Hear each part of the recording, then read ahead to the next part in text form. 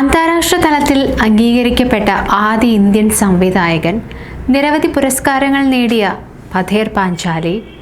ഈ സൂചനകൾ മാത്രം മതിയാകും സത്യജിത് റേ എന്ന സംവിധായകനെ മനസ്സിലാക്കാൻ.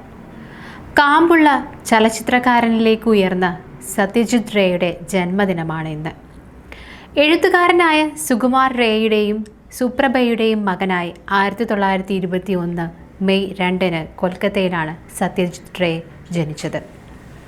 കാലിഗ്രഫിയിൽ അസാമാന്യ കഴിവുണ്ടായിരുന്ന റേ വളരെ ചെറുപ്പത്തിൽ തന്നെ ടാഗോറിൻ്റെ ശാന്തിനികേതനിൽ കാലിഗ്രഫി, ടൈപ്പോഗ്രഫി എന്നിവയിൽ ഉപരിപഠനം നടത്തി.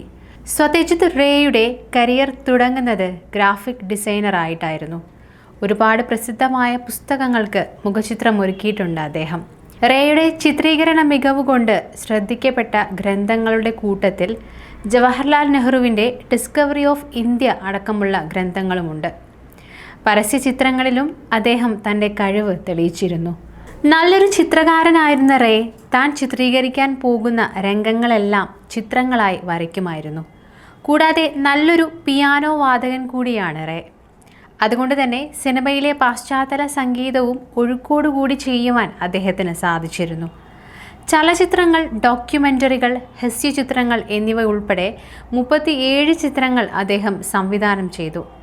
മാസ്റ്റർ പീസായ പഥേർ പാഞ്ചാലിക്ക് 11 അന്താരാഷ്ട്ര പുരസ്കാരങ്ങളാണ് ലഭിച്ചത്. 32 ദേശീയ അവാർഡുകൾ, മികച്ച സംവിധായകനുള്ള silver bear award, 1982 Cannes film ഫെസ്റ്റിവലിലെ ഓണററി അവാർഡ്, ആജീവനാന്ത നേട്ടങ്ങൾക്കുള്ള ഓണററി ഓസ്കാർ, അക്കിര കുറോസോവ പുരസ്കാരം, 3 പത്മ പുരസ്കാരങ്ങൾ, ദാദാസാഹേബ് ഫാൽക്കെ അവാർഡ്, ഒട്ടനവധി പുരസ്കാരങ്ങൾ, സിനിമകൾ. സത്യജിത് റേയെ സിനിമാ ചരിത്രത്തിൽ അടയാളപ്പെടുത്താൻ ഇത്രമാത്രം മതിയാവും. റേയുടെ റിയലിസ്റ്റിക് സിനിമകൾ അന്നും ഇന്നും ഒരുപോലെ ശ്രദ്ധിക്കപ്പെടുന്നവയാണ്. സിനിമാ പ്രേമികൾ ഇപ്പോഴും കാണാൻ ഇഷ്ടപ്പെടുന്നവയിൽ ഒന്നാണ് 1955 ഇറങ്ങിയ പഥേർ പാഞ്ചാലി. വെറൈറ്റി മാസികയുടെ എക്കാലത്തെയും മികച്ച 100 സിനിമകളുടെ പട്ടികയിൽ ഇടം നേടിയ ഏക ഇന്ത്യൻ സിനിമ കൂടിയാണ് നിയോ റിയലിസ്റ്റിക് ക്ലാസിക്കായ ഈ ചിത്രം. ദുർഗയിലൂടെയാണ് കഥ തുടങ്ങുന്നത്, അവസാനിക്കുന്നതും ദുർഗയിലൂടെ തന്നെ. ദുർഗയും അമ്മയും അനിയത്തിയും മുത്തശ്ശിയും അച്ഛനുമെല്ലാം അടങ്ങുന്ന ഒരു കൊച്ചു കുടുംബത്തിൽ നടക്കുന്ന തീർത്തും അസാധാരണമായ ഒരു കഥ. ചിത്രത്തെ അസാധാരണമാക്കുന്നത് അതിൻ്റെ ഫ്രെയിമുകളും ഇൻസ്ട്രുമെൻ്റൽ മ്യൂസിക്കും തന്നെയാണ്. മാതൃത്വവും ഗ്രാമീണതയും ഗൃഹാതുരത്വവും ജീവിതത്തിൻ്റെ പല ഘട്ടങ്ങളും പ്രതിഫലിക്കുന്ന ഈ ചിത്രം പല ലെയറുകളിലൂടെയാണ് സഞ്ചരിക്കുന്നത്.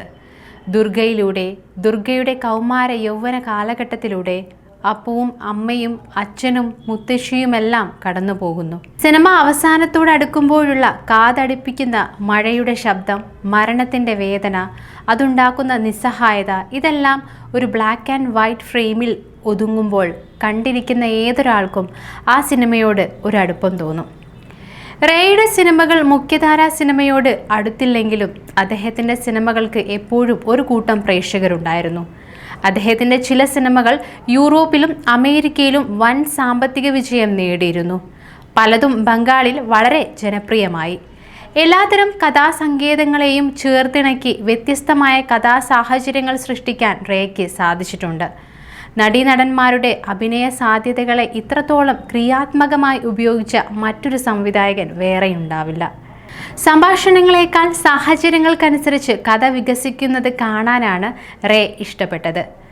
അപൂത്രേയം, ചാരുലത, അഭിജാൻ, ജൽസാഗർ, മഹാനഗർ, മഹാപുരുഷ്, ഇങ്ങനെ ചരിത്രത്തിൻ്റെ ഏടുകൾ പരിശോധിച്ചാൽ റേ ചിത്രങ്ങൾ എന്നും ഒരു പടി മുന്നിൽ തന്നെയാണ് എന്നതിൽ സംശയമില്ല. അടുക്കളയിലെ സ്ത്രീ എന്ന സ്റ്റീരിയോടൈപ്പ് ആശയത്തെ തച്ചുടച്ച് പുരുഷന്മാരെക്കാൾ കൂടുതൽ ധാർമ്മിക ശക്തിയുള്ളവരായി അവരെ ചിത്രീകരിക്കുന്നതിൽ റേ വളരെയധികം ഊന്നൽ നൽകി. റേയുടെ നായികമാർക്കെല്ലാം സിനിമകളിൽ പ്രാധാന്യമുണ്ട്. ഒരുപക്ഷെ നായക കഥാപാത്രങ്ങളെക്കാൾ കൂടുതൽ സ്ക്രീൻ പ്രസൻസ് അവർക്ക് കൊടുക്കുന്നത് കൊണ്ടാവാം ഇത്തരമൊരു പ്രാധാന്യം പ്രേക്ഷകന് കണക്ട് ചെയ്യാൻ പറ്റുന്നത്. സ്ത്രീ സാന്നിധ്യം വിരളമായിരുന്ന ഒരു കാലത്താണ് റേ തൻ്റെ സിനിമകളിൽ ഇത്തരമൊരു മാറ്റം സൃഷ്ടിക്കുന്നത്. നിസ്സഹായതയും ദാരിദ്ര്യവും പ്രണയവും എന്തുമാകട്ടെ തൻ്റെ സ്ത്രീ കഥാപാത്രങ്ങളുടെ വികാര വിചാരങ്ങൾ ഒപ്പിയെടുക്കുന്നതിൽ റേ ഏറെ ശ്രദ്ധ കാണിച്ചിരുന്നു എന്ന് വേണം കരുതാൻ. റേയുടെ സിനിമകളിലെ സ്ത്രീ കഥാപാത്രങ്ങൾ ഒരിക്കലും അപ്രസക്തമായ ഷോ പീസുകളല്ല. അതിഭാവുകത്വമേതുമില്ലാതെ ഓരോ സ്ത്രീ കഥാപാത്രത്തിനും വ്യക്തമായ മാനം നൽകി റേ തൻ്റെ സൃഷ്ടികളെ കൂടുതൽ മനോഹരമാക്കി തീർക്കുന്നു. ഒരർത്ഥത്തിൽ പ്രേക്ഷകനുമായി സംവദിക്കാൻ, ഒരു ബന്ധം സ്ഥാപിക്കാൻ സ്ത്രീ കഥാപാത്രങ്ങളെ അനുവദിക്കുകയാണ് ഓരോ റേ ചിത്രവും. ചാരുലതയും പഥേർ പാഞ്ചാലിയും രവീന്ദ്രനാഥ ടാഗോറിൻ്റെ നഷ്ടനീർ എന്ന കഥയെ ആസ്ഥാനമാക്കിയുള്ള ചാരുലത റേയുടെ ഏറ്റവും മികച്ച സൃഷ്ടിയായി പലരും കണക്കാക്കുന്നു. ലൗകികമായ അസ്തിത്വത്തിൻ്റെ അടിമത്തത്തിൽ നിന്ന് സ്വയം മോചിതയായി തൻ്റെ ആഗ്രഹങ്ങൾക്ക് പ്രാധാന്യം കൊടുത്ത് സഞ്ചരിക്കുന്ന ചാരുലത അക്കാലത്തെ സ്ത്രീ സങ്കല്പങ്ങളെ തച്ചുടയ്ക്കുന്ന ഒന്നാണ്. ഇത്തരം സാഹചര്യങ്ങൾ പരക്കെ അംഗീകരിക്കപ്പെടാത്ത ഒരു കാലഘട്ടത്തിൽ ചാരുലത വേറിട്ട് നിൽക്കുന്നു. ചാരുലതയായി മാധമ്പി മുഖർജി സിനിമയിൽ ജീവിക്കുമ്പോൾ വലിയൊരു സാധ്യതയുടെ വാതിലുകളാണ് തുറക്കപ്പെടുന്നത്. സ്ത്രീകൾ സമൂഹത്തിൽ നേരിടുന്ന പ്രശ്നങ്ങളോട് പ്രതികരിക്കാൻ റേയുടെ ഓരോ സിനിമകളും അവസരമൊരുക്കുന്നുണ്ട്. കഥയുടെ അവതരണ രീതി മികവാക്കുന്നതിൽ കഥാപരിസരം വഹിക്കുന്ന പങ്ക് വളരെ വലുതാണ്. ബംഗാളിൻ്റെ പശ്ചാത്തലത്തിലുള്ള സിനിമകളിൽ ബംഗാളിനെ ഒരേ സമയം സമൂഹമായും ജനമായും പ്രതിഫലിപ്പിക്കുന്നുണ്ട്. ഒരർത്ഥത്തിൽ ബംഗാളും കഥയോടൊപ്പം മറ്റൊരു കഥാപാത്രമായി അലിഞ്ഞു ചേരുകയാണ്.